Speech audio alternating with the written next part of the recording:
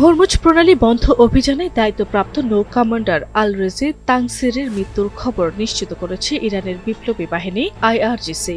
IRGC জানায় গুরুতর আঘাতের কারণে মারা গেছেন তাংসিরি। এর আগে গত বৃহস্পতিবার ইরানের নৌ কমান্ডারের মৃত্যুর খবর জানিয়ে ইসরায়েলের প্রতিরক্ষামন্ত্রী ইসরায়েল কাটজ বলেছিলেন, একটি সুনির্দিষ্ট ও প্রাণঘাতী অভিযানে অন্য ঊর্ধ্বতন নৌ কমান্ড কর্মকর্তাদের সঙ্গে আইআরজিসি নৌবাহিনীর কমান্ডার তাংসিরিকে নির্মূল করেছে আইডিএফ। ইরানে ইসরায়েল ও যুক্তরাষ্ট্রের অব্যাহত আগ্রাসন ও ইরানের পাল্টা হামলায় প্রতিনিয়ত বাড়ছে হতাহতের সংখ্যা।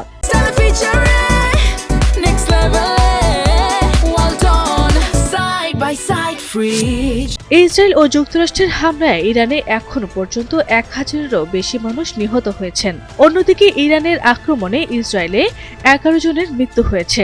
যুক্তরাষ্ট্রের 6 সেনাও নিহত হয়েছে। কুয়েত, বাহরাইন, আমিরাতেও হতাহতের ঘটনা ঘটেছে। ইসরায়েলি হামলায় লেবাননে মারা গেছে প্রায় 150 মানুষ।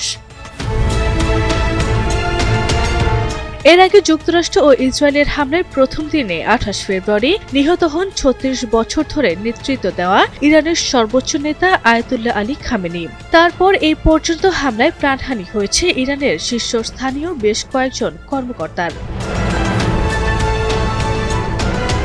আরব ইসলাম হিমু, এনটিভি অনলাইন।